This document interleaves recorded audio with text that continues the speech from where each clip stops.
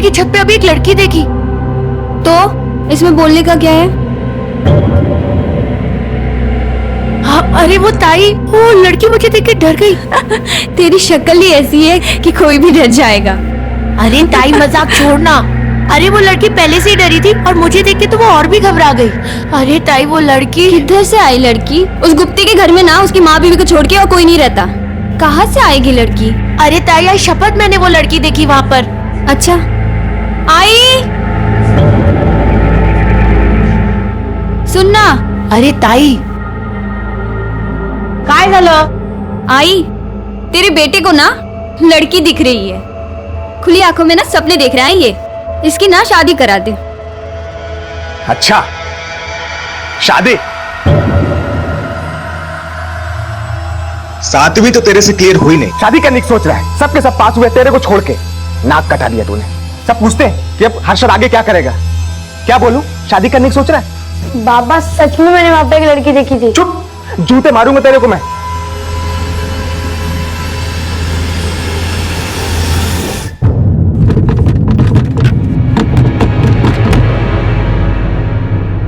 बोल, वो अपने आप बाहर कैसे आ गई? बोल। आई वो अपने अपने, मैंने उसे बाहर निकाला। क्या? जान से मार दूंगी मैं तुझे।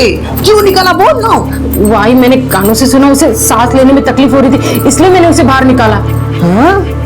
बहुत तरस आ गया था। हाँ? आज मैं तुझे नहीं छोड़ूंगी। बहुत चर्बी चढ़ गई। भागेगी भागेगी बोल, भागेगी भागेगी बोल, भागेगी। आई, क्या बोला वो? आ रहा है ना? बोला तो है आ रहा है। तेरा उस अंधेरे में दम घुट रहा है ना? हाँ?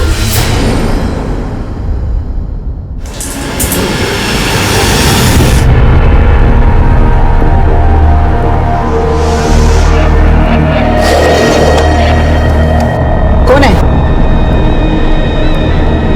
कौन है?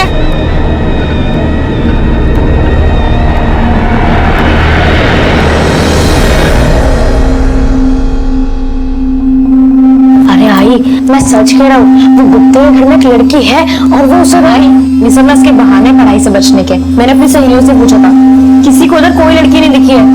वो लड़की ना सिर्फ इसी को दिखती है, कोई लड़की नहीं है उधर। अच्छा, वहाँ कोई लड़की नहीं है। और अगर फोटो निकाल के दिखाई तो चल ले, क्या मानूंगी। तुम दोनों चुप बैठो और खाना खाओ। और सुन, गुप्ते के घर में उसकी बीवी और उसकी माँ के अलावा दूसरी कोई भी औरत नहीं है।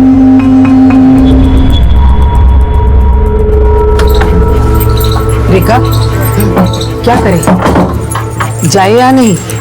हाँ माँ जी, आप फिक्र मत कीजिए, सब ठीक हो जाएगा। आप चलिए चलिए।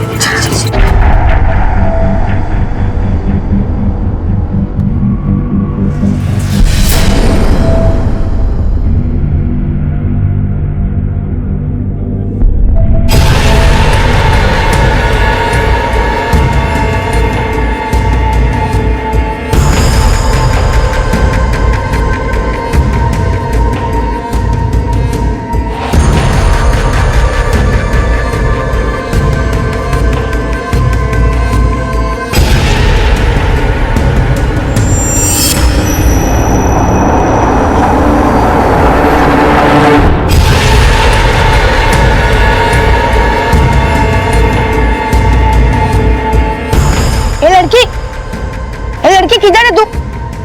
अगर तू अंदर है तो जवाब देना। ए लड़की बोल ना।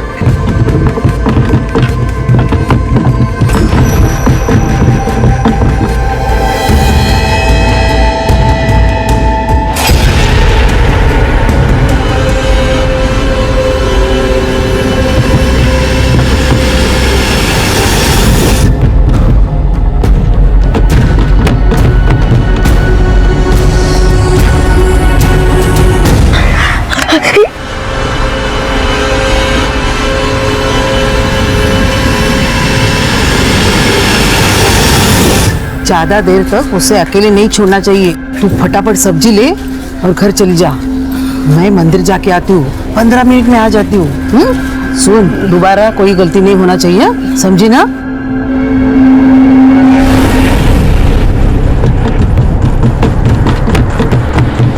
आई, इसको बोलो मेरा फोन कहीं से भी लाके दे। नहीं, तेरा जासूसी का नहीं बाबा, बाबा क्या कर रहे हो? इतने बड़े लड़के को कोई मारता है क्या? हाँ माना गलती हुई है इससे, आइंदा से नहीं करेगा, मैं समझा दूंगी इसे। हर्षद बेटा नहीं करेगा ना? अच्छा समझा इसको, दूसरे की फातिंग में टांग नहीं आने का, नहीं तो तेरी टांग तोड़ दूंगा मैं, समझा?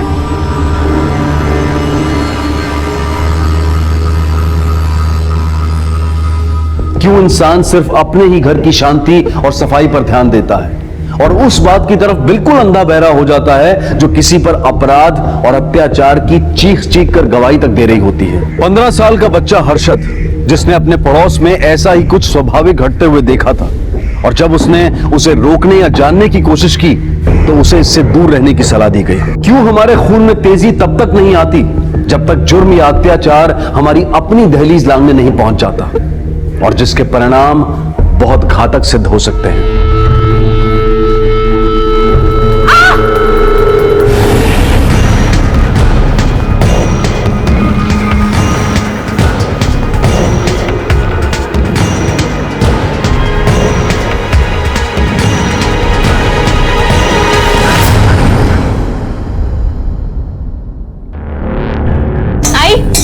मेरा फोन तो ये तोड़ ही चुका है, अब तेरे फोन के पीछे पड़ा था, पता नहीं किससे फोन कर रहा था, मैंने छीन के काट दिया। ये ले तेरा फोन।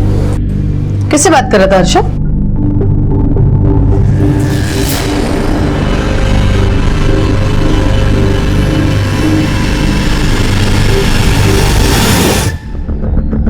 सर, वायरलेस से कॉल आया। डीपी रोड पर एलआईजी कॉलोनी में कोई किसी औरत को बुरी तरह से मार रहा है। किसने फोन किया है? सर वो तो पता नहीं चला क्योंकि फोन बीच में ही डिस्कनेक्ट हो गया। और एड्रेस? सर एड्रेस है, लेकिन कॉलर ने अपना नाम नहीं बताया। किसी ने फेक कॉल किया होगा, फिर भी चेक करना पड़ेगा क्योंकि शायद किसी को हमारी मदद की जरूरत होगी। और यह भी हो सकता है कि झंझट के डर से उसने नाम नहीं बताया हो। चेक करो। Yes sir.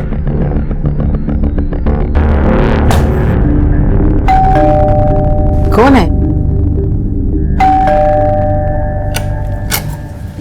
अरे साहब, आप? हमें कंप्लेंट मिली है कि तुम्हारे घर में किसी लड़की के साथ मारपीट हो रही है। लड़की?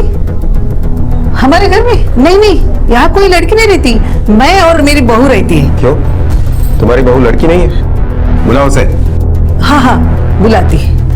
रेखा, ए रेखा। हाय।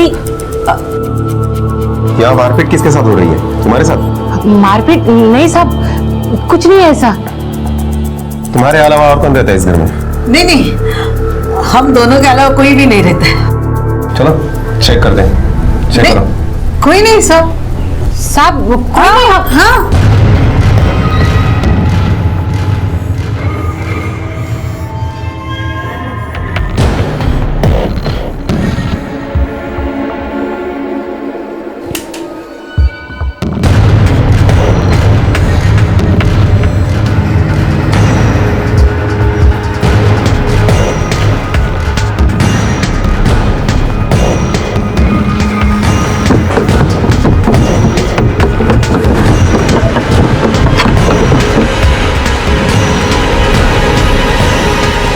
पूरा घर छान मारा, अंदर कोई नहीं है। सर, सब जगह चेक किया, अंदर कोई नहीं है। तुम्हारा पति कहाँ है? वो यहाँ नहीं रहता? यही रहते हैं साहब, वो हफ्ते में सिर्फ 2 बार ही आते हैं, उनको काम की वजह से घूमना पड़ता है साहब। शायद फेक कॉल होगा, हमारे वजह से आपको तकलीफ हुई, सॉरी। साहब, कंप्लेंट किसने की? कंप्लेंट करने वाले ने अपना नाम नहीं बताया। झूठा फोन किया होगा। ठीक है चलो।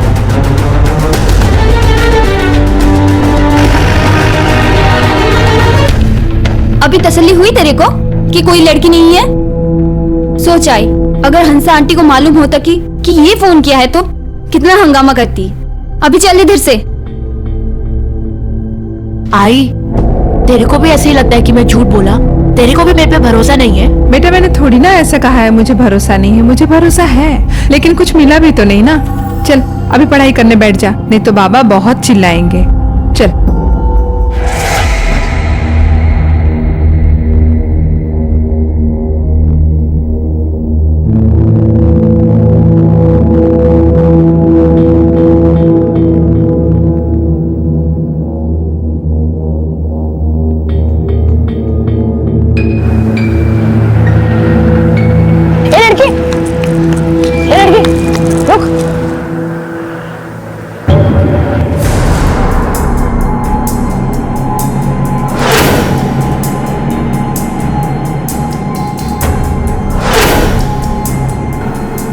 सॉरी, मुझे लगा कि आप वो नहीं हो। सॉरी।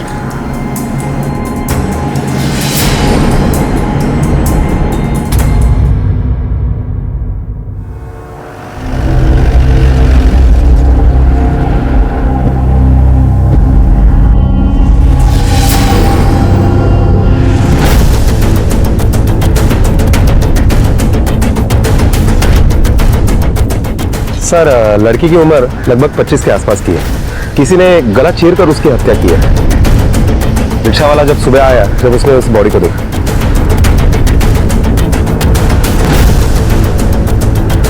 यहाँ रिक्शा के बाहर रास्ते पे बहुत खून पड़ा है और रिक्शा में मुश्किल से ही है। लड़की का ड्रेस आगे से खून से पूरा भरा है। मुझे लगता है ये लड़की यहीं कहीं खड़ी होगी और उसका गला काट दिया होगा। खून पूरी तरह बहने के बाद जब वो मर चुकी होगी तो उसकी लाश रिक्शा में डाली होगी। सर, हमने रिक्शा ड्राइवर को कस्टडी में ले लिया है। नहीं, मुझे नहीं लगता रिक्शा वाले ने खून किया है, क्योंकि अगर उसने खून किया होता तो लाश अपने ही रिक्शा में नहीं छुपाता, कहीं और डाल देता। सर, यहाँ पर काफी सारी रिक्शाएं पार्क होती है और ये रिक्शा ड्राइवर पास के पार्क में ही सोते हैं। इसका मतलब खून किसी और ने किया है और लाश यहाँ रिक्शा में छुपाई है। एक काम करो, इलाके के सारे रिक्शा वालों के फ़ोन नंबर ले लो और पूछताछ करो। किसी पे जरा सा भी शक हो गया उसे उठा लो। लड़की के बारे में कुछ पता चला? मतलब उसका नाम, कहाँ की है वगैरह? नहीं सर, लड़की के पास कोई आईडी प्रूफ नहीं मिला, ना ही कोई पर्स, मोबाइल, कुछ भी नहीं। इसका फोटो सब पुलिस स्टेशन को भेज दो और ये भी देख लेना कहीं कोई मिसिंग कंप्लेंट आई है या नहीं। Okay sir.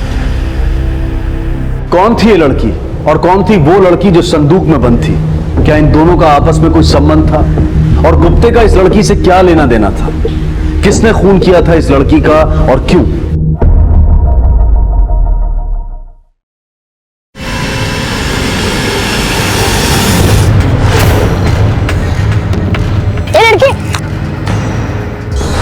अरे बाबा, ये वही लड़की है जो उस दिन गुप्ते के घर पे आई थी। अरे बाबा, यही है उसके घर पे आई थी, मैं इसे जानता हूँ। आई बाबा, हम एक काम करते हैं, इसके बारे में ना पुलिस में जाके बताते हैं। चुप! पढ़ाई पे ध्यान दे, समझे? इस बार एग्जाम्स में फेल हुआ ना तो हड्डियां तोड़ दूंगा और घर से बाहर भी निकाल दूंगा। कोई जरूरत नहीं पुलिस को बताने की, बहुत मिल जाएंगे पुलिस को बताने वाले। नाम क्या है इस लड़की का? साहब, रोशनी। तुम सब एक ही जगह काम करती हो? हाँ साहब, हम सब एक ही जगह काम करते हैं। किसके पास? मतलब मालिक कौन है?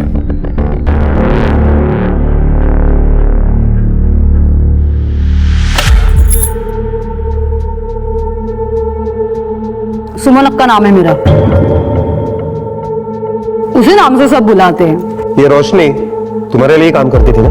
हाँ साहब, बहुत अच्छी लड़की थी, कभी शानपत्ती नहीं की उसने मेरे साथ और पैसा भी बहुत कमाती थी। लेकिन मेरी बदकिस्मती, मेरे पे कौन सा भूत आया, मैंने बेच दी उसको। क्या बेच दिया? हाँ। किसको? कब बेचा? यही 4 दिन पहले। तो उसका आशिक आता था ना, उसी को। किसको तुमने बेचा? उसका नाम, एड्रेस, फोन नंबर है तुम्हारे पास? हाँ साहब, देती हूँ ना। रणधीर शर्मा, रोशनी को क्यों मारा तुमने? सर, मैं उसे क्यों मारूंगा? मैं प्यार करता था उससे। सर, उसने एक बार बोला कि उसे वहां नहीं रहना, मैं निकाल लाया उसको वहां से। जहां से तू उसे निकाल लाया वहां से लड़की निकालना आसान बात नहीं है। सर, अक्का को पैसे दिए थे मैंने, तब जाकर उसने रोशनी को मेरे साथ डाल दिया। मतलब तूने उसे खरीद लिया था? सर, आप ऐसे कह सकते हैं, पर मेरे लिए रोशनी की आजादी की कीमत थी वो। ये फिल्मी डायलॉग मुझ पे मत मार। कितने पैसे दिए थे? 3 लाख रुपए। जिस दिन फर्स्ट टाइम मैं उसे घर लेकर आया। आओ रोशनी, आज से ये हमारा घर है, अब से हम यहीं रहेंगे। थैंक यू रणबीर, आपने मेरे लिए इतना कुछ किया है, ये घर, ये जिंदगी। लेकिन अगर मैं आपसे एक चीज और मांगू तो क्या आप देंगे? हाँ हाँ बोलो, क्यों नहीं। मेरा एक पुराना काम अधूरा रह गया है, अगर आप बुरा ना माने तो क्या मैं उसे पूरा करके वापस आऊं? मुझे लगा कि किसी पुरानी फ्रेंड से मिलने गई होगी, तो मैं अक्का के यहाँ गया देखने की, क्या पता वो वहां हो, पर पता चला कि वो वहां भी नहीं आई। कहानी अच्छी बनाई तुमने, दुआ कर यही सच हो। तुमने रोशनी को कहाँ से खरीदा? वो हमारा एक सप्लायर है ना साहब, पावड़े करके, उससे लिया। और ये रोशनी पावड़े के पास कहाँ से आई? साहब ये मेरे को नहीं पता। पावड़े का नंबर और एड्रेस देना जरा। अब ये तो मत बोलना कि तुम्हारे पास उसका नंबर और एड्रेस नहीं है।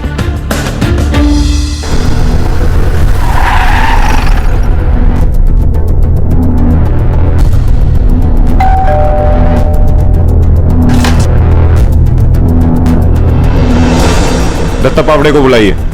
साहब उनको कैसे बुलाऊं? उनका तो 6 महीने पहले ही निधन हो गया है। क्या? आई काय झालं? कौन है? क्या हुआ? ये कौन है? मेरा छोकरा रोहन। नमस्कार। दत्ता पावड़े काम क्या करते थे? उनका इंपोर्ट एक्सपोर्ट का बिजनेस था। Import export? तुम लोग तो उसकी दोस्त थी ना, तुम्हें तो उसने बताया होगा यहाँ आने से पहले वो कहाँ थी।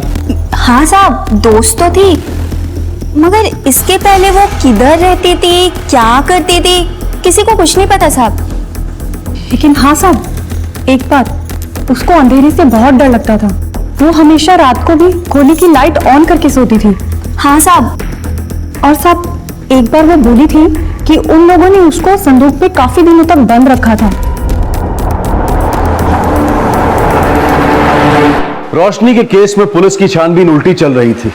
मर्डर से पहले वो रणधीर के पास और उससे पहले वो सुमन अक्का के पास थी। पर पावड़े की मौत ने इस तहकीकात की कड़ी पर रोक लगा दी, क्योंकि वही बता सकता था कि सुमन अक्का के पहले वो कहां थी और वो कौन शख्स हो सकते थे जिनका ताल्लुक रोशनी के मर्डर से हो सकता था। रोशनी अंधेरे से डरती थी, उसे भी संदूक में रखा गया था, और जिसे हर्षद ने देखा था उसके साथ भी इसी तरह से अत्याचार हो रहा था। फिर रोशनी को गुप्ते के घर से निकलते हुए भी देखा गया, लेकिन रोशनी और वो लड़की दोनों अलग थी। जिसमें से रोशनी का खून हो चुका है, तो फिर वो दूसरी लड़की कहां, उसका क्या हुआ? जादव, रोशनी की मौत 30 तारीख को 1 से 3 बजे के बीच में हुई है। उसके बॉडी में अल्कोहल पाया गया है, इसका मतलब उसने शराब पी थी। घाव उसके गले पर है, जिसकी वजह से उसकी मौत हुई है। रिपोर्ट के मुताबिक हथियार एक नोकीला धारदार चाकू जैसा है, करीबन 2 इंच का। 2 इंच? यानी सर कोई ब्लेड जैसी चीज होगी। लेकिन सर ऐसी चीज तो लोग सुसाइड आइटम में यूज करते हैं, कोई मर्डर कैसे कर सकता है? हो सकता है ये रिपोर्ट में कुछ गलती हुई होगी, फिर से पोस्टमार्टम करवाओ, जल्दी से जल्दी रिपोर्ट लाओ, कुछ गड़बड़ हुई होगी। Okay sir. सर एक औरत और एक लड़का आया है, रोशनी का इसके बारे में कुछ बताना चाहते हैं। मैंने उनको बाहर बिठाया है। बसा बसा।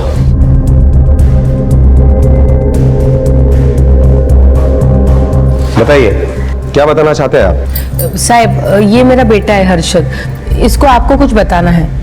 बोलो बेटा, क्या बताना चाहते हो?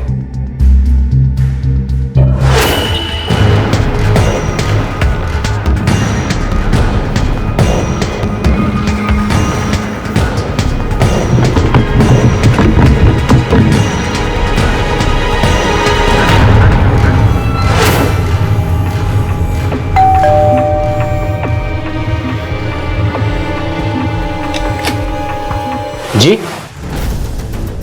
तुम कौन हो? यहाँ पे तो 2 औरतें रहती है ना? जी मेरा नाम परेश गुप्ते है, ये मेरा ही घर है। बोलिए। हमें इंफॉर्मेशन मिली है कि आपने किसी लड़की को संदूक में कैद करके रखा है। क्या साहब, ऐसी जानवरों जैसी हरकत कोई कैसे कर सकता है? हमारे पास तुम्हारे घर का सर्च वारंट है, पता चल ही जाएगा। चलो।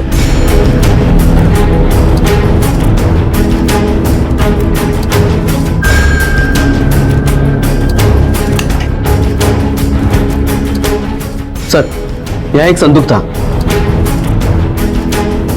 लेकिन यहाँ तो कुछ भी नहीं है। सर मैंने खुद देखा था पिछली बार। सर अभी क्या, यहाँ कभी कोई संदूक नहीं था। हाँ साहब ये सच कह रहे, यहाँ कोई संदूक नहीं है।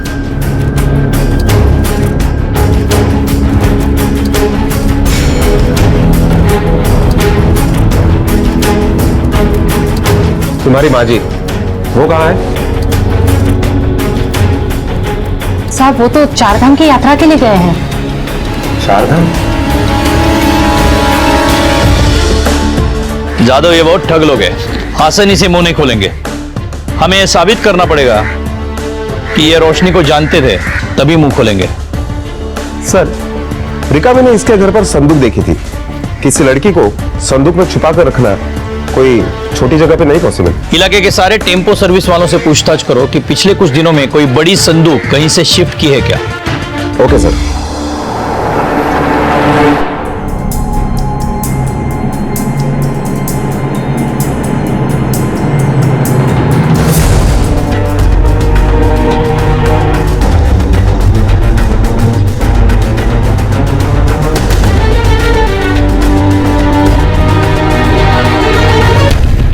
सर, हमने सभी लोगों से पूछताछ की, लेकिन किसी ने भी कोई संदूक शिफ्ट नहीं किया है। सर, ये पोस्टमार्टम रिपोर्ट है।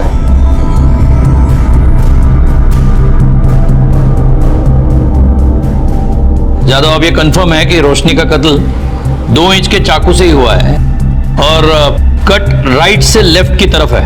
सर, इसका मतलब है कत्ल करने वाला हर काम के लिए उल्टे हाथ का इस्तेमाल करता है और परेश अपना हर काम सीधे हाथ से करता है, मतलब वो लेफ्टी नहीं। 2 इंच का चाकू और लेफ्टी कातिल। वो बच्चा है ना हर्षद, उसे पुलिस स्टेशन बुलाओ। Okay sir. हर्षद बेटा, ठीक से साफ साफ याद करके बताओ, उस दिन क्या हुआ था जब रोशनी को तूने परेश के घर से बाहर निकलते हुए देखा था? सर, मैंने उसे सिर्फ एक बार नहीं 2 बार देखा था। 2 बार? मतलब? हाँ सर, पहली बार जब मैंने उसे गुप्ता के घर से निकलते हुए देखा तो मुझे लगा कि वो वही लड़की है जिसे मैंने छत पे देखा था, पर वो ये थी, वो नहीं।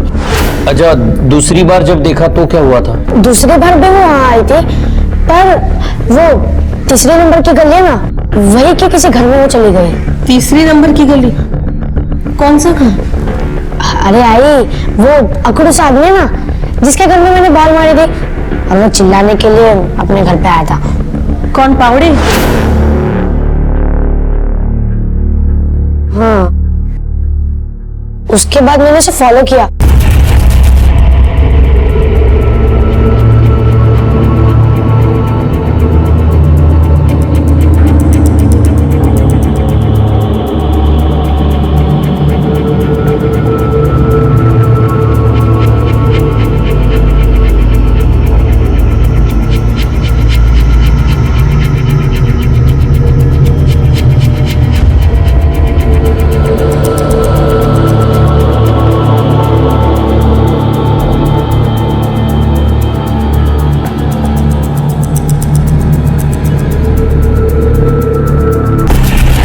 हर्षद बेटा, ये बात तुमने हमें पहले क्यों नहीं बताई? जानबूझ के छुपाई थी? छुपाई नहीं सर, पर वो जो पहला लड़की थी ना, वही मेरे दिमाग में आ रही थी, वो जो संदूक में बंद थी। और वैसे भी बाबा बोलते हैं कि किसी के लफड़े में नहीं पड़ना चाहिए।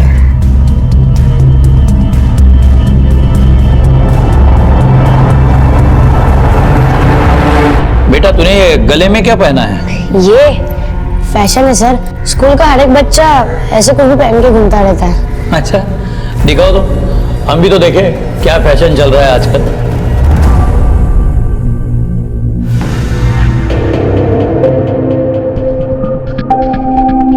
साहब, मैंने इसको बहुत बार बोला ये ऐसी मवाली की चीजें मत पहना कर, सुनता ही नहीं है मेरी बात। कौन कहता है ये पहनने से कोई मवाली होता है? ये तो हीरो है हमारा। रोशनी यहाँ आई थी तुम्हारे घर पर और कुछ देर बाद तुम्हारे घर से वो चली गई, तुम उसके पीछे गए। अब असलियत तुम हमें बताओगे या तुम्हें पुलिस स्टेशन लेके चलूं और खुद गूगलवाऊं? सर, आपको किसी ने कुछ गलत बता दिया है। रिका में इसको गाड़ी में डालो और पुलिस स्टेशन लेके चलो। इसकी 4 झूठी बातें सुनकर अभी सच्ची बात का इंतजार नहीं कर सकते हम। नहीं सर। और से इतना मारो कि इसकी हड्डी का एक एक इंच हम एक्सपोर्ट कर सके। सर, ऐसा मत कीजिए सर। मैंने कुछ किया ही नहीं तो। साहब, इसके बाबा भी नहीं रहे, यही एक मेरा सहारा है साहब, इसको मत लेके जाओ साहब। अरे क्या पूछ रहे? जो विचारते थे बोलना, बोलना क्या है तू? रोशनी मेरे बाबा को ब्लैकमेल करती थी। ब्लैकमेल? क्यों? क्योंकि मेरे बाबा ने उसे बेचा था और इस काली करतूत के बारे में हमें कुछ नहीं पता था। इसी बात के लिए वो मेरे बाबा को ब्लैकमेल करती थी, वो सबको बता देती, तो इस मोहल्ले में रहना हमारे लिए बहुत मुश्किल हो जाता साहब। इसीलिए उसका मुंह बंद रखने के लिए मैंने उसे पैसे दिए, और उस दिन वो पैसे लेने के लिए यहाँ पे आई थी। और फिर तुम उसके पीछे गए उसे मारने के लिए? नहीं सर, मैं तो अपने काम से निकल गया था। तुम्हारे घर के सर्च वारंट है मेरे पास, जल्दी से इसके ऊपर साइन करो। सर पर मैंने कुछ किया ही नहीं है। साइन करो। कर दे बेटा।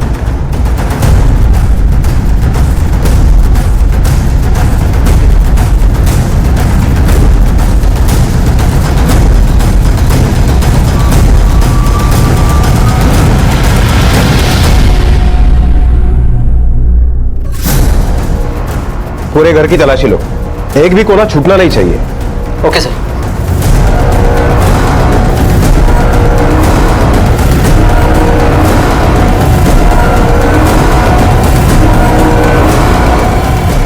सर ऐसा कुछ नहीं मिला जिसमें डाउट हो।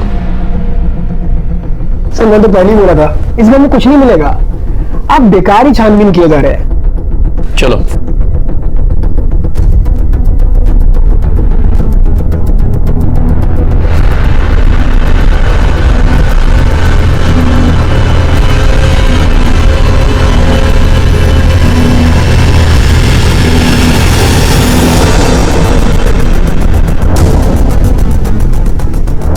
ये गले में क्या है तेरे? लेटेस्ट फैशन है ना? अरे सर ये तो ऐसी आर्टिफिशियल चेन है, ये लॉकेट है। निकालो जरा, निकालो।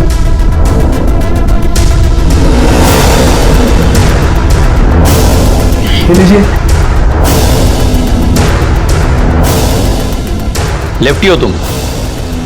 जी हाँ, पर क्यों? इसका जवाब तुम दोगे। मेरे साथ रहने के बाद भी उसने धंधा करना नहीं छोड़ा। जब मुझे शक हुआ तो उसका पीछा किया मैंने।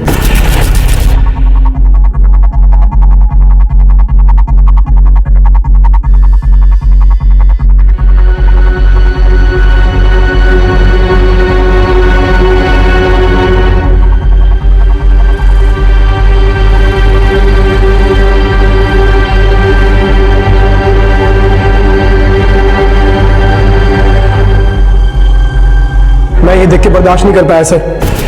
जब वो वापस लौटी तो उसे ये तक याद नहीं था कि आज 30 तारीख को मेरा बर्थडे है। मैंने उसे याद दिलाया, उसे पार्टी के बहाने रेस्टोरेंट लेके गया जहां मैंने उसे शराब भी पिलाई। वापस आते वक्त मैंने गाड़ी खराब होने का नाटक किया। क्या ये गाड़ी अचानक से क्यों खराब होगी? अब चलो कोई बात नहीं, हम ऑटो से घर चलते हैं।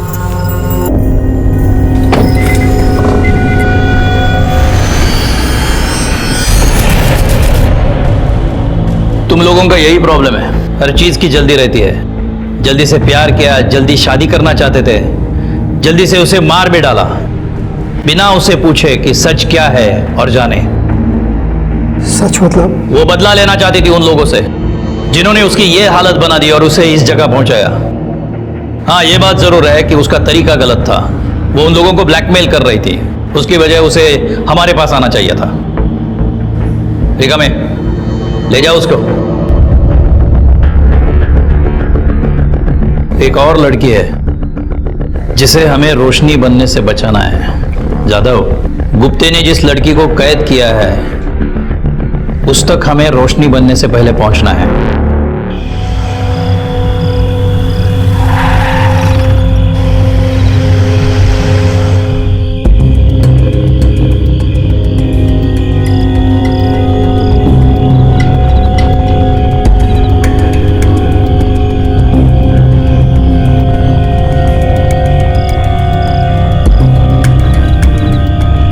पीछे करो।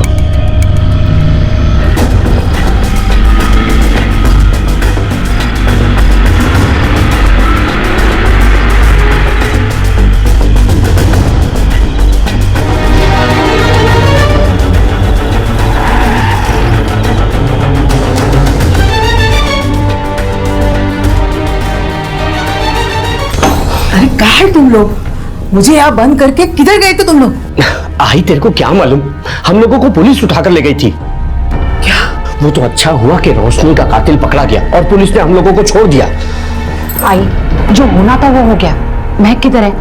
सब कुछ ठीक है ना? कुछ गड़बड़ तो नहीं है? क्या करना है ठीक होने से? 6 महीने हुए परिस के साथ सोती है, लेकिन अभी तक पेट से नहीं हुई। ऐसा लगता है पहले वाली जैसी ये भी वांझ निकली।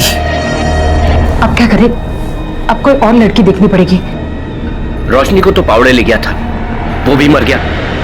अब इसे किसको दे? कौन है आप? क्या चाहिए? कुछ नहीं।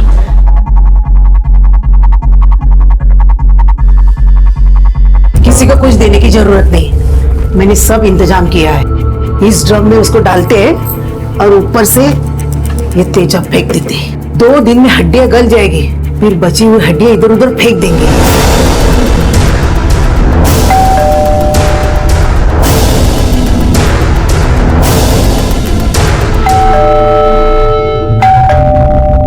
अभी कौन आया है? आई, आवाज मत कर। तुम लोग अंदर जाके छुप जाओ, मैं देखता हूँ। चल चल चल चल चल।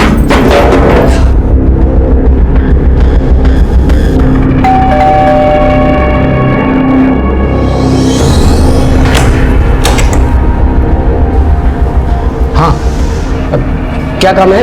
किससे मिलना है? वो आपसे ही काम था। अच्छा ठीक है, बाद में आना बेटा। हाँ जाओ, बाद में आना।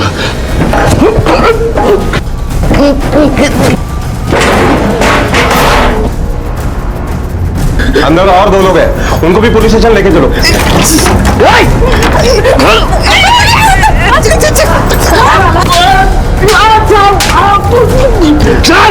अरे छोड़ दो, अरे छोड़ दो ना। अरे अरे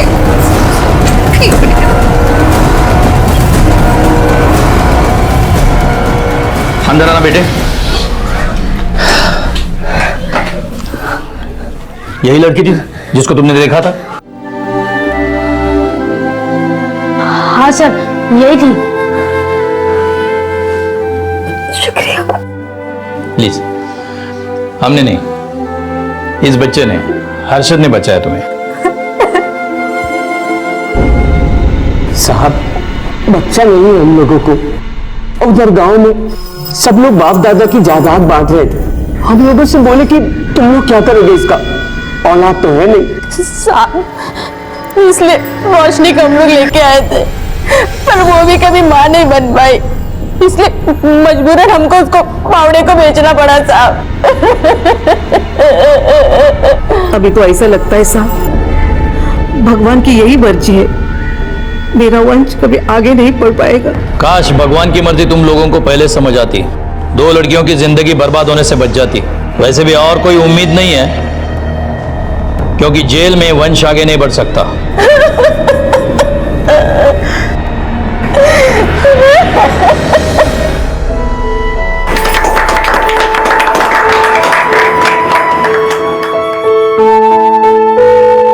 हर्षद और विमला ने एक जिम्मेदार नागरिक होने का फर्ज निभाया।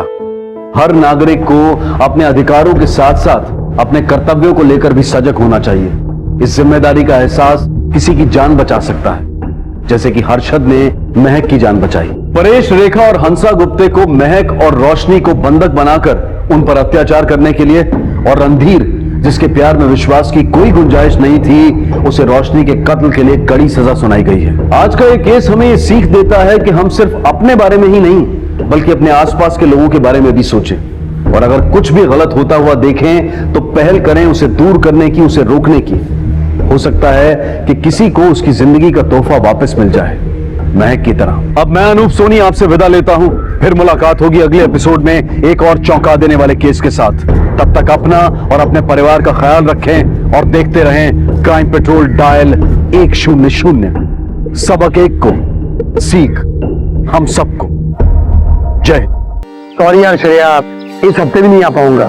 कल एक अर्जेंट मेडिकल कॉन्फ्रेंस आ गई है और उसके बाद बहुत सारा काम है यहाँ पर, तो लगता है कि नेक्स्ट वीकेंड ही आ पाऊंगा। ठीक है, लेकिन अपना ख्याल रखना। Okay, bye bye. क्या कहा तुम्हारे मिस्टर ने? लॉटरी लगी है, इस सैटरडे संडे भी हम साथ रहेंगे, क्योंकि द ग्रेट मिस्टर अविनाश को अपने काम से फुर्सत ही नहीं है। हमें प्यार करने से। इस लड़की ने परेशान करके रखा है मुझे।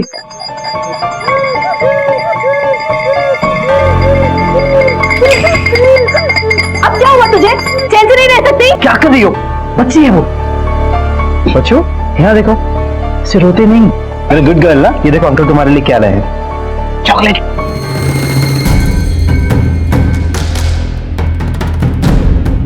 समझ में नहीं आता इस लड़की का क्या करूं। एक तो ये है और दूसरा इसका बाप। इन दोनों ने मेरी जिंदगी हराम करके रखी है। तुम इतना टेंशन ले रही हो, मैं हूं ना तुम्हारी जिंदगी में।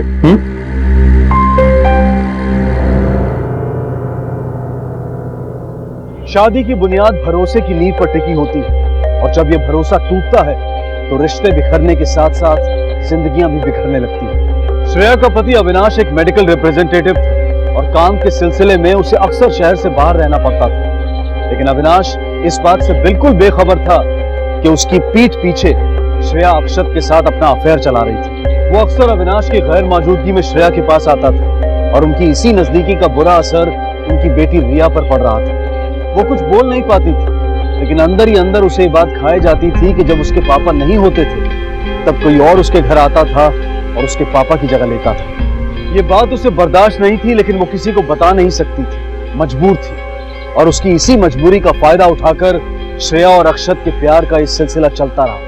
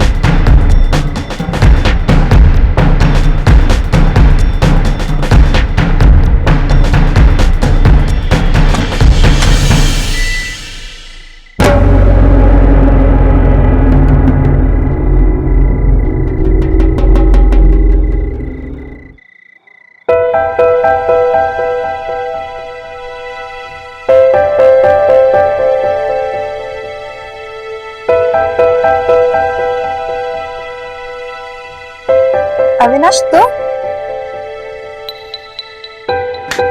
तुम कब आए? जस्ट अभी अपनी फैमिली को मिस कर रहा था, तो जैसे ही पता चला ट्रिप कैंसिल हो गई, झट से पैकिंग की और फट से आ गया। अच्छी लगी ना सरप्राइज? काश तुम्हें ऐसे सरप्राइज देने ही ना पड़ते। आई मीन तुम्हें यहाँ से कहीं जाना ही ना पड़े। हाँ यार, मन तो मेरा भी नहीं करता। तुम फ्रेश हो लो, मैं तुम्हारे लिए कुछ खाने को लाती हूँ। क्या बस।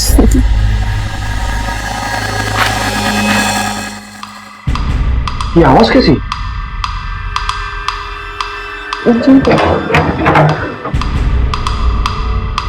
श्रेया, ये खिड़की खुली क्यों रखी है? बिल्ली उल्ली घुस जाएगी अंदर। अब तुम भी क्या इस खिड़की के पीछे पड़े हो?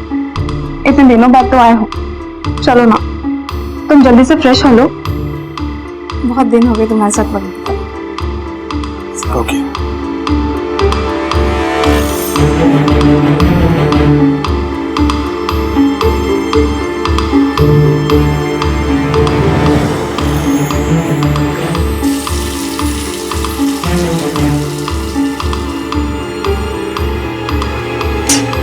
चलो जल्दी निकलो यहाँ से, जल्दी निकलो। अच्छा हुआ सही टाइम पर पता चल गया, नहीं तो बहुत बड़ी गड़बड़ हो जाती।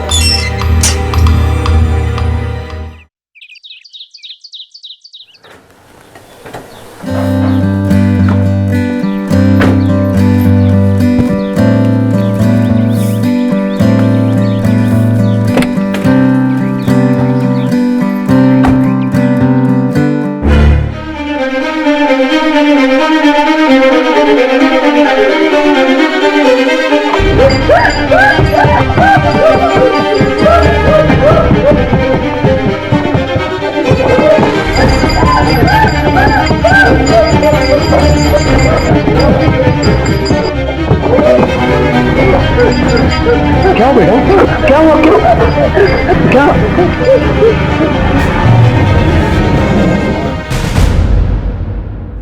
हाँ बेटा, क्या क्या हुआ? क्या क्या क्या देख लिया तुमने? हाँ? अच्छा, तुम क्या चाहती हो? पापा नहीं जाए? बेटा, पापा को जाना होगा, उन्हें काम है ना, तो जाने दो। अच्छा अच्छा, ओके ओके। पापा अपनी राजकुमारी को छोड़कर कहीं नहीं जाएंगे, इधर ही रहूंगा।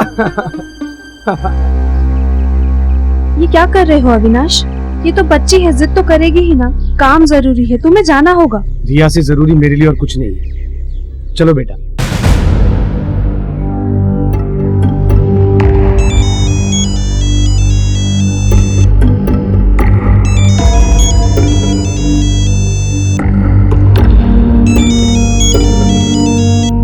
हेलो हेलो, वो गया ना? नहीं गया। इस रिया की बच्ची ने सब बिगाड़ दिया। मुझे समझ में नहीं आ रहा इस लड़की का क्या करूं। अब तो मुझे भी डर लगने लगा है कि अविनाश को सब बताना दे। अब तो कुछ करना ही होगा।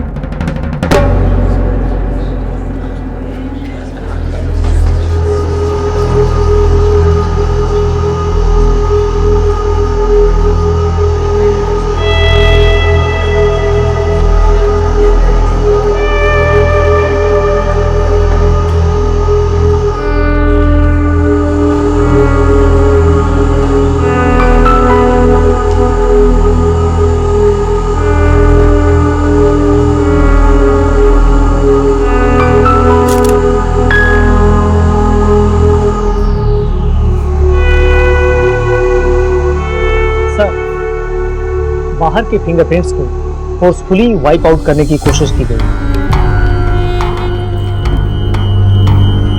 एक्सीडेंटल केसेस तो हो रहे हैं सावन, लेकिन कोई कार के हैंडल से फिंगरप्रिंट्स को क्यों मिटाएगा? अब अभी ये मर्डर। मर्डर? लेकिन मेरी बेटी का मर्डर कोई क्यों करेगा? किस लिए सर? वही तो पता लगाना है। ये एक सोचा समझा मर्डर। इस बच्चे को पहले बेहोशी की दवा का इंजेक्शन दिया गया ताकि वो निढाल हो जाए और दम घुटते वक्त स्ट्रगल ना कर सके। इस जहर ने उसकी नर्वस सिस्टम को कमजोर कर दिया और बाद में कार में दम घुटने की वजह से उसकी मौत हो गई। सफोकेशन की वजह से कार में छोटे बच्चों की मृत्यु के बहुत से वाकये सामने आते हैं, पर ज्यादातर ये केसेस एक्सीडेंटल होते हैं जो लापरवाही की वजह से होते हैं। लेकिन रिया के केस में ये सब जानबूझकर किया गया था। एक प्लान्ड मर्डर को एक हादसे की शक्ल देने की कोशिश की गई थी। उसे कार में लाया गया, लॉक किया गया और फिर दम घुटने की वजह से उसकी मृत्यु हो गई। पुलिस ये समझ गई थी कि ये एक एक्सीडेंट नहीं बल्कि मर्डर है, और क्योंकि मर्डर घर के अंदर हुआ था इसलिए पुलिस ने सबसे पहले अविनाश के घर पे रेगुलरली आने जाने वाले लोगों से पूछताछ शुरू की। कब से चौकीदारी कर रहे हो? 10 साल हो गए साहब। उस रात ड्यूटी पे थे? जी साहब। कुछ अजीब लगा? कोई आवाज या कोई स्पेशल मोमेंट? मैंने वहाँ कोई आवाज नहीं सुनी। तुम उनके घर आते जाते थे ना? हाँ साहब, श्रेया मैडम कभी कभी मुझे बुलाती थी। कभी कोई सामान लाना होता है, कभी रिया बीबी को घुमाना होता है, क्योंकि रिया बेबी बहुत रोती थी। मैं उसको घुमा के लाता था तो वो चुप हो जाती थी। रोती क्यों थी? साहब ये तो मुझे मालूम नहीं है, लेकिन उसकी वजह से श्रेया मैडम बहुत परेशान रहती थी। ठीक है, तुम जा सकते हो। अच्छा, नमस्ते।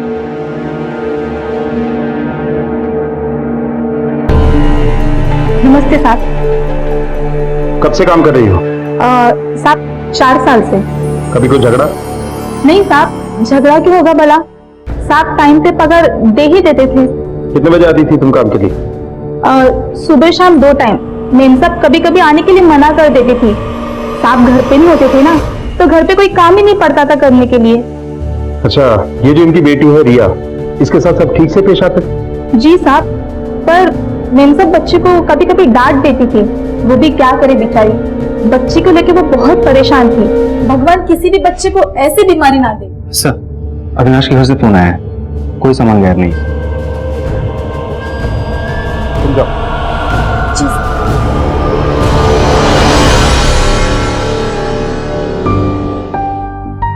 अक्सर घरेलू नौकर ऐसी वारदात को तब अंजाम देते हैं जब पैसे टाइम पर ना मिले या चोरी का लालच हो। ये दोनों बातें नहीं हुई। तो टीचर मोहन आ गया? हाँ सर, आया, बाहर बैठे। बुलाओ। सर। मैंने कुछ नहीं किया सर। बैठो। सर लेकिन मैंने कुछ नहीं किया है सर। सिर्फ इतना बताओ कि वहां क्या पढ़ाने जाते थे। वो तो ठीक से बोल सुन भी नहीं सकती थी। सर एक्चुअली मैं स्पेशल किड्स को ही ट्रेंड करता हूँ। ऐसे बच्चे बोल नहीं पाते तो उन्हें स्पेशल तरीके से ट्रेनिंग दी जाती है। मर्डर का तरीका भी स्पेशल था। वारदात वाले दिन कहाँ था? सर मैं तो 3 दिन से बीमार हूँ, घर पर था। सर मैंने रिया के पेरेंट्स को भी इन्फॉर्म किया था। तो कत्ल से पहले अलीबाई भी तैयार था। रोज वहां जाते थे तुम, तो हादसे से ठीक 3 दिन पहले छुट्टी क्यों ली? सर मैंने तो आपसे कहा मेरी तबीयत खराब थी। सर आप चाहिए मेरे डॉक्टर से पूछ लीजिए, मेरे पड़ोसियों से पूछ लीजिए, मुझे वायरल था सर। सर मैं तो 3 दिन तक घर से बाहर भी नहीं निकला हूँ। सर ये सही कह रहा है। मैंने पड़ोसियों से और डॉक्टर से तफ्तीश की है। शख्सियत का क्या हुआ? वैसे करते क्या हैं आप? सर मेरा गारमेंट एक्सपोर्ट का बिजनेस है। अविनाश के घर कितना आना जाना था? रोज या कभी कभी? सर कभी कभी आना जाना होता था। कभी आते जाते बच्ची दिख गई तो जाके उसे चॉकलेट दे दिया करता था। सर वाकई में बहुत प्यारी बच्ची थी वो। हादसे की रात कहां थे तुम? सर उस वक्त तो मैं काम के सिलसिले में मुंबई गया हुआ था। सही कह रहा है सर ये। ठीक है तुम जा सकते हो, जरूरत पड़ेगी तो फिर बुलाएंगे।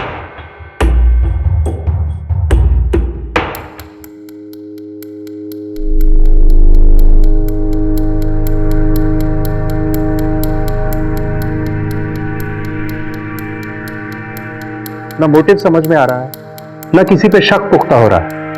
आखिर क्यों कोई 9 साल की डाउन सिंड्रोम बच्ची को मारने की कोशिश करेगा?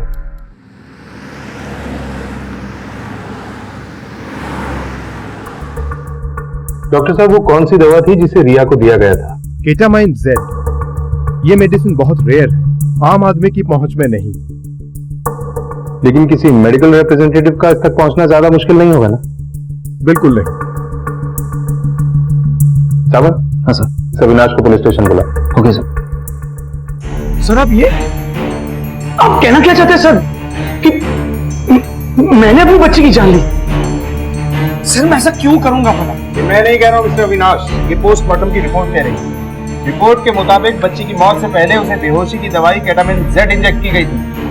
ये दवा आम आदमी की पहुंच के बाहर है, लेकिन एक एमआर के लिए। मतलब आप ये कहना चाह रहे सर कि इस दवाई का इस्तेमाल करके मैंने खुद ने अपनी बच्ची की जान ली? हो सकता है। एक 9 साल की बच्ची की जान गई है। जब तक खूनी को सजा नहीं दूंगा ना, चैन से नहीं बैठूंगा मैं सर। और हाँ, अब आपको यह साबित करना है कि आप अपनी बच्ची की जान क्यों नहीं ले सकते। और एक बात और, जब तक इन्वेस्टिगेशन चल रही है ना, आप शहर से बाहर नहीं जा सकते।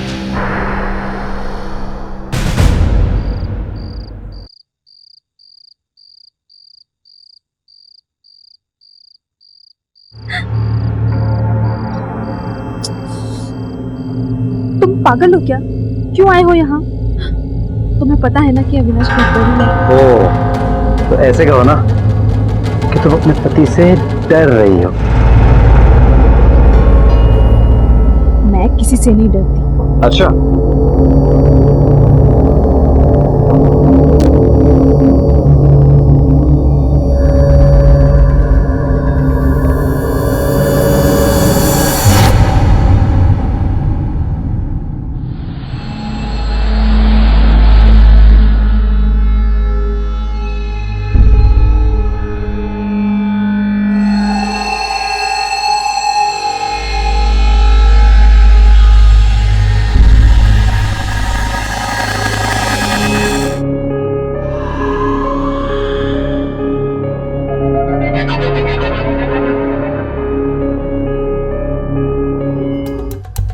सर कुछ इंटरेस्टिंग फैक्ट सामने आए हैं। क्या? अभी कुछ दिन पहले ही अविनाश ने अपनी इंश्योरेंस पॉलिसीज, बॉन्ड्स और प्रॉपर्टी की वसीयत में अपनी पत्नी को मतलब श्रेया को नॉमिनेट किया था। Good, interesting. अब कड़ी मिली है। अविनाश हैमर था और श्रेया उसकी पत्नी। मतलब श्रेया उस मेडिसिन तक आसानी से पहुंच सकती। पर सर इससे क्या साबित होता है? साबित नहीं होता है साबित, सुराग मिलता है। अविनाश की मौत से सिर्फ और सिर्फ श्रेया को फायदा होने वाला था। हो सकता है अपनी बच्ची के मर्डर में भी इसका हाथ हो। याद है मोहन और उस मेड ने क्या कहा था? इस किस्म के बच्चों के माँ बाप अक्सर अपने बच्चों से खींच जाते हैं। एक काम करो, श्रेया पर नजर रखो, वो कहाँ आती जाती है, किससे मिलती है, उसके फोन रिकॉर्ड सब कुछ। हो सर।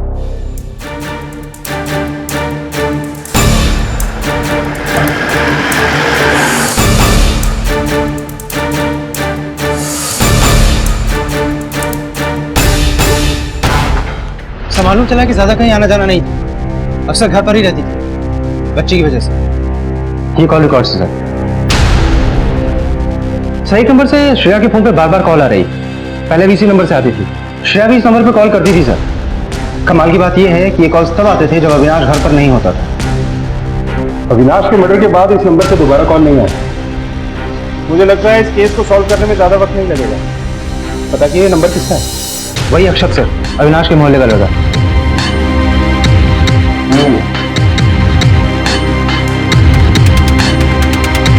वॉचमैन को बुलाओ। हाँ साहब, मैंने कई बार देखा अक्षय साहब शाम को आया करते थे। उस वक्त अविनाश की गाड़ी घर पे होती थी? नहीं साहब, उस वक्त अविनाशी की गाड़ी घर पर नहीं होती थी। ठीक है, तुम जाओ। ओके सर, नमस्ते।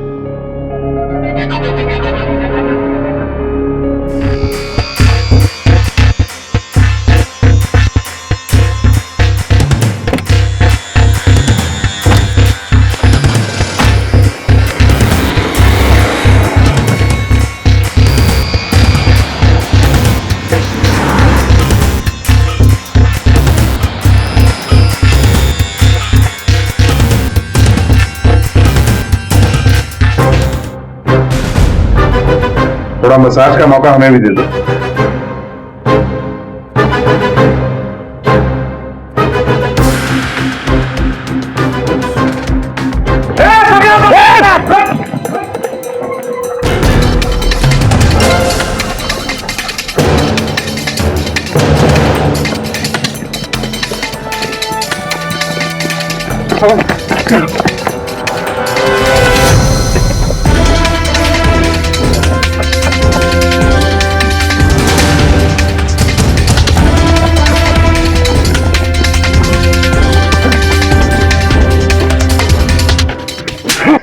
सर सर मैंने कुछ नहीं किया सर, मुझे कुछ नहीं पता, मैंने किसी को नहीं मारा सर। सर प्लीज मुझे जाने दो सर, प्लीज सर। शुरू में सब ऐसा ही बोलते हैं, लेकिन जब सच बोल पट्टा बोलता है ना तो जुबान से सिर्फ सच ही निकलता है। जादव को बुलाओ।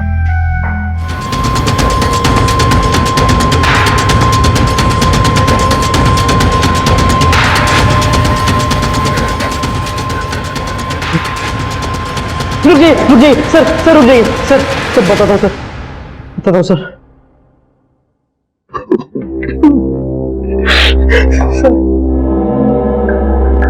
मेरा श्रेया का रिलेशनशिप था सर। मैं रिया को चॉकलेट खिलाने के बहाने उसके घर जाया करता था।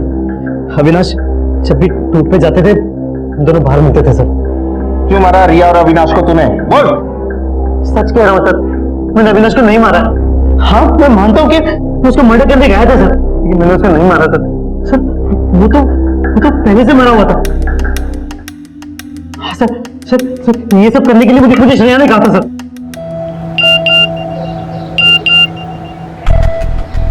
आज रात में अविनाश को नशे की दवा दे दूंगी और उसके बाद तुम्हें आकर उसका गला काटना है। घर की चाबी घर के बाहर पायदान के नीचे मिलेगी। जैसे कहा जाए वैसे करना और फिर गायब हो जाना। फोन भी मत करना।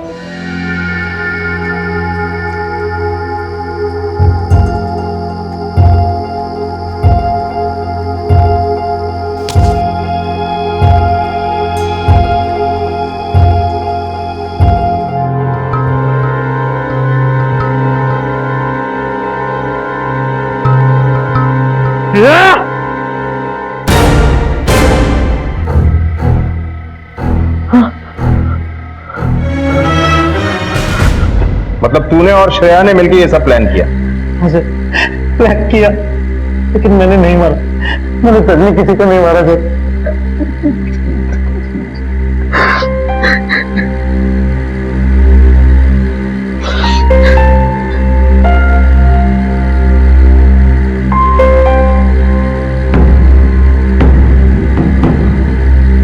सर फॉरेंसिक रिपोर्ट आ गई है। जिस चाकू से कत्ल हुआ उस पर श्रेया की उंगलियों के निशान पाए गए हैं और अविनाश के शरीर में वही बेहोशी की दवा है जो रिया के शरीर में थी। अब इस मास्टरमाइंड मिसेस श्रेया शर्मा से मिलते हैं। चलो। ये क्या बकवास है? मैंने अक्षत को कोई एसएमएस नहीं किया। चिल्लाओ मत, मैसेज तुम्हारे फोन से किया गया था। अगर तुमने नहीं किया तो कौन करेगा? देखिए, मैंने किसी का मर्डर नहीं किया है। आपको कोई गलतफहमी हुई होगी। मैडम, हम सबूत की बिना पे बात करते हैं, हवा में नहीं। अब डबल मर्डर केस के लिए अंदर जाने के लिए तैयार हो। पोस्टमार्टम रिपोर्ट के हिसाब से अविनाश को भी मौत से पहले वही बेहोशी की दवा दी गई थी जो रिया को दी गई थी। पहले अपनी बेटी रिया, बाद में अविनाश, दोनों का मर्डर तुमने किया। ये सब आप क्या कह रहे हैं? मैंने ऐसा कुछ नहीं किया। मेरी बात का यकीन कीजिए। ये सब कोर्ट में साबित करना। समता, अरेस्ट करो इसे। श्रेया का नार्को टेस्ट करवाया गया। उस टेस्ट में भी श्रेया ने यही कहा कि उसने खून नहीं किया है, लेकिन उस टेस्ट के रिजल्ट पुलिस को हैरान कर देने वाले थे, क्योंकि पुलिस के पास श्रेया के खिलाफ सबूत थे और मोटिव भी साफ था। लेकिन पुलिस अब पूरी तरह से कंफ्यूज थी कि अगर श्रेया ने ये मर्डर्स नहीं किए हैं तो फिर किसने किए?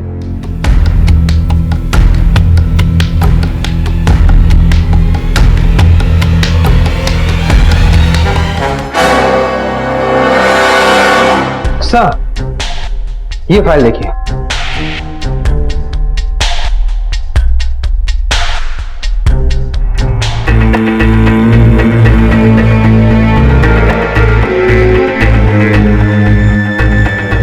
ये चाकू लो, इस डमी का गला रेत दो।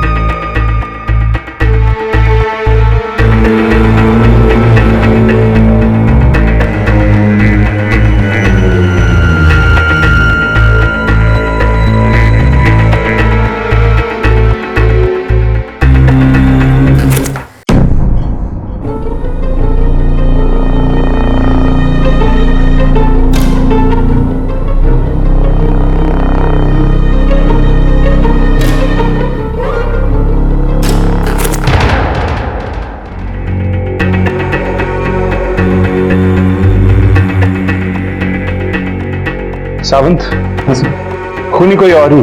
गले पे जो स्लैश का मार्क है उसकी मूवमेंट के हिसाब से जिसने भी ये मर्डर किया है वो लेफ्ट हैंडेड, और श्रेया और अक्षत दोनों राइट हैंडेड। एक काम करो, मोहन, वॉचमैन और मेड सबको बुलाओ अभी।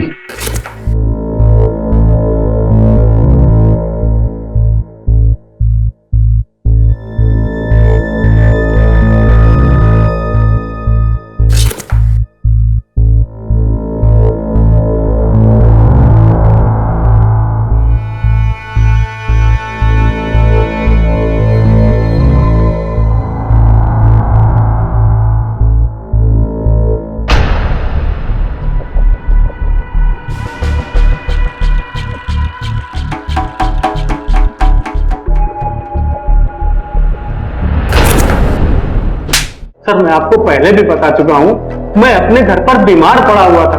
मैं अविनाश जी के घर तक गया ही नहीं। सर, मैंने कोई मर्डर नहीं किया सर। ये सही कह रहा है, बीमार था ये। पड़ोसी लोग पहले भी कह रहे थे और अभी भी यही कह रहे हैं कि कई दिनों से बाहर नहीं गया। फिर ये श्रेया के मोबाइल से एसएमएस कैसे कर सकता है?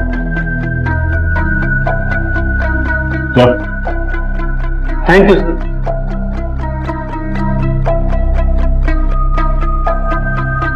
सावन, अगर कातिल इनमें से कोई नहीं है तो फिर कौन हो सकता है?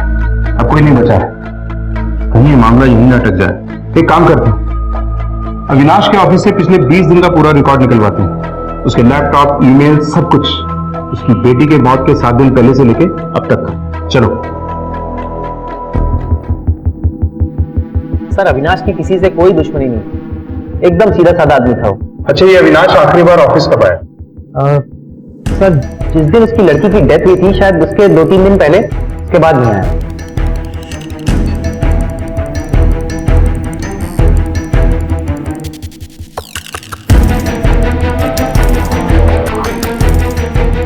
ये सीसीटीवी कैमरास वर्किंग है? जी सर। मुझे सबकी फुटेज देखनी।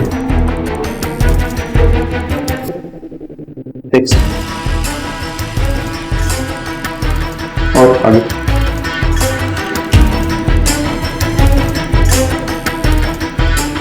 ठीक है, ये दोनों आते हैं सर। सर, यही तो खूबी थी उसकी। वो दोनों हाथों से लिख सकता था। इनफैक्ट सर वो अपने सारे काम दोनों हाथों से कर सकता था। अच्छा, ये उस दिन उसने यहाँ से कोई सामान लिया था? आई मीन कोई स्पेशल मेडिसिन या कुछ और? हाँ सर, एक दवा के कुछ पैकेट लिए जो उसे कोई मेडिकल स्टोर में डिलीवर करने थे। क्या बता सकते हैं वो दवा कौन सी? केटामाइन से? ये तो वो दवा है जो रिया की बॉडी में मिली थी और अविनाश की बॉडी में भी। अब पता ये करना है कि उस मेडिकल स्टोर तक ये दवा पहुंची या नहीं।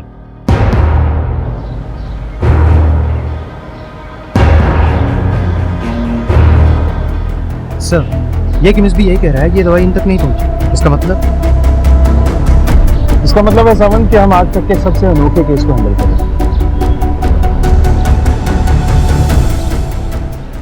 हाँ सर, वो अपनी बेटी से बहुत प्यार करता था। एक दिन रिया भी दूसरे बच्चों की तरह खेलेगी, कूदेगी, दौड़ेगी, लेकिन मेरे सिवा उसका इस दुनिया में और कोई नहीं है। उसकी अपनी माँ उससे खींची खींची रहती है, सिर्फ अपनी एक जिम्मेदारी समझती है। यार, कल अगर मुझे कुछ हो गया ना तो रिया का क्या होगा? अरे पागल, तुझे कुछ क्यों होगा? होने के लिए तो कुछ भी हो सकता है यार।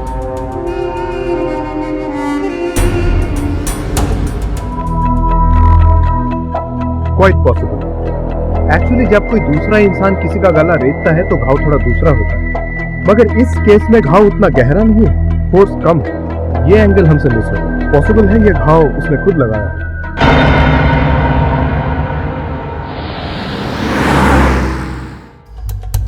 ये एक सोचा समझा मर्डर है। इस बच्चे को पहले बेहोशी की दवा का इंजेक्शन दिया गया।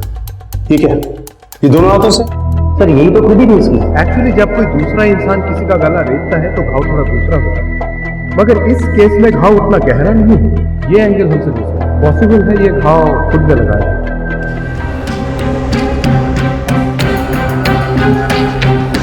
इसका मतलब अविनाश ने? जी हाँ, अविनाश ने। जरा सोचिए वो कौन था जिसकी पहुंच दवा तक थी? वो कौन था जो आपके मोबाइल से आसानी से मैसेज कर सकता था? वो कौन था जिसे आपके और अक्षत के बारे में पता हो सकता था? वो कौन था जिसकी पहुंच कार तक थी और रिया के बेडरूम तक भी? सिर्फ अविनाश। अविनाश आपसे इस बेवफाई का बदला लेना चाहता था, लेकिन उसे डर था कि उसके बाद रिया का क्या होगा, इसलिए उसने रिया का मर्डर कर दिया और खुद की जान ले ली। मैं बताता हूं क्यों हुआ था। क्योंकि उसने आपको आपके बॉयफ्रेंड के साथ देख लिया था, उसे आप पर शक हो गया। फिर उसने आप पे नजर रखना शुरू कर दिया और उसका शक यकीन में बदल गया। उसके मन में बदला लेने की भावना आई। उसने प्लानिंग शुरू कर दी, इंटरनेट पे मर्डर करने के तरीके ढूंढने लगा और वो तरीका चुना जो उसकी पहुंच में था। इसलिए उसने सबसे पहले अपनी बेटी की जान दी। वो तुम्हारे भरोसे रिया को नहीं छोड़ना चाहता था। वो जानता था कि तुम्हारे साथ उसका भविष्य सुरक्षित नहीं है, इसलिए उसने रिया को बेहोशी की दवा दी ताकि दम घुटने पर वो स्ट्रगल ना कर सके। फिर उसने आपके मोबाइल से अक्षत को मैसेज किया, जिसमें अक्षत आसानी से फंस गया,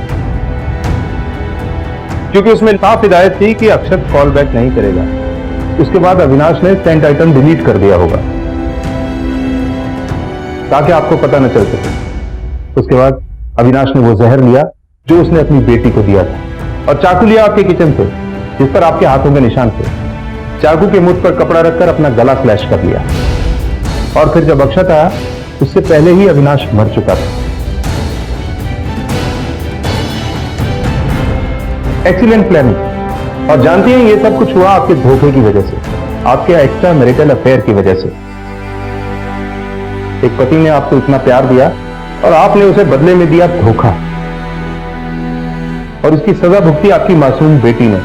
और शायद वो चाहता भी नहीं था कि उसकी बेटी की परवरिश आप जैसी औरत करे। लेकिन अब तो आपको पता चल चुका है ना कि मैंने मर्डर नहीं किया है, तो अब तो मुझे यहाँ से जाने दीजिए। नहीं, अभी आप आजाद नहीं हैं, क्योंकि ये साबित हो जाएगा कि अविनाश ने आत्महत्या की है। लेकिन एसएमएस, चाकू पर आपके हाथों के निशान और अक्षत के कन्फेशन के बाद मैं ये साबित नहीं कर पाऊंगा कि आप लोगों ने अविनाश की हत्या की साजिश नहीं की। अब बाकी की जिंदगी ये साबित करने में लगाना होगा कि आप लोग बेकसूर हो। चलो।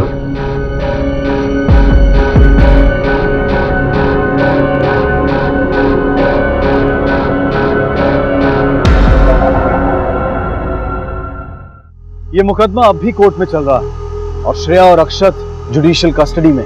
अविनाश ने जो किया वो निश्चित रूप से गलत था। यदि जीवन साथी दगा कर रहा है तो उसे छोड़ देना, उससे दूर चले जाना एक कानूनन रास्ता है जो सही भी है, लेकिन इस तरह से एक बदले के लिए कानून के खिलाफ जाकर अपराध करना किसी भी लिहाज से सही नहीं। काश के श्रेया ने अक्षत के साथ अपने रिश्ते के बारे में अविनाश को बता दिया हो। काश के अविनाश श्रेया और अक्षत का सच जानने के बाद श्रेया से बात करता तो ये कहानी शायद कुछ और ही होती। अब मैं अनूप सोनी आपसे विदा लेता हूँ। फिर मुलाकात होगी अगले एपिसोड में एक और चौंका देने वाले केस के साथ। तब तक अपना और अपने परिवार का ख्याल रखें और देखते रहें क्राइम पेट्रोल डायल 100। सबक एक को सीख हम सबको। जय। इस तरह के और भी एपिसोड देखने के लिए हमारे चैनल को सब्सक्राइब करें और बेल आइकन दबाना ना भूलें।